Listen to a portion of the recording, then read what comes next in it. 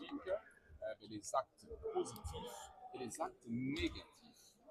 Je voulais dire ceci. La Belgique n'a pas commis que des crimes en République démocratique du Congo, au Congo, à l'époque de la colonisation. La Belgique a fait des bonnes choses au Congo aussi et on n'en parle pas assez. Nous devons bien transmettre l'histoire.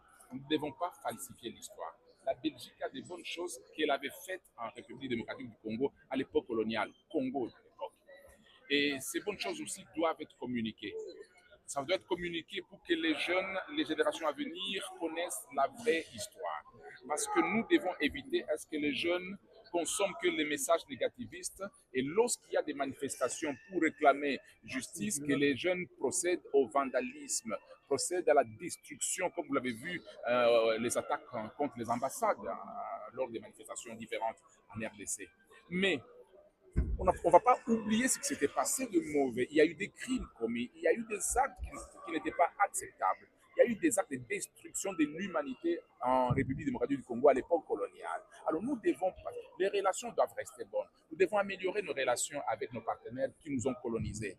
Mais nous devons aussi procéder à autre chose. La reconnaissance de tous les crimes.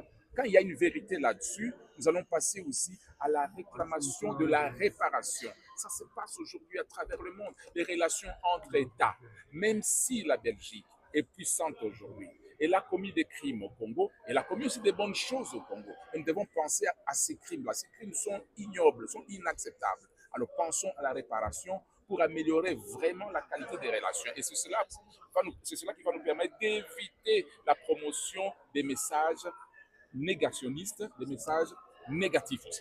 Vous pensez que ce projet de loi vise la Belgique? Non, ça ne vise pas la Belgique. Moi, j'ai parlé de la Belgique. Ils sont évoqués tout le temps, partout, chaque minute, dans tous les médias, dans tous les débats. Mais combien de fois vous entendez parler des crimes commis par la Belgique en RDC dans les débats? Combien de fois? Et l'histoire est en train de s'effacer. Nous ne sommes qu'en train de faire réveiller l'histoire, de remettre l'histoire à la première page de nos débats, n'est-ce pas? Les gens ne disent que du mal de la Belgique. Non, la Belgique n'a pas commis que des mal en RDC, au Congo à l'époque. La Belgique a fait de très bonnes choses aussi. Mais nous devons parler aussi du mal. Les crimes commis par la Belgique ne doivent pas être effacés par le peu de bonnes choses qu'elle avait faites, n'est-ce pas?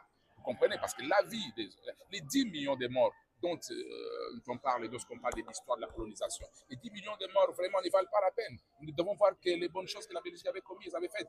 Non, nous devons parler aussi de ces 10 millions de morts. Ce sont des humains, ce sont des gens qui auraient dû participer à l'évolution de la République démocratique du Congo aujourd'hui, mais qui ne sont plus là, n'est-ce pas, qui ont été fauchés. Et puis pour n'avoir rien fait de mal, tout simplement pour avoir été fatigué en travaillant pour les colons. Vous comprenez ce que c'est? Il y avait des crimes, c'était de l'injustice tout simplement. C'est bon.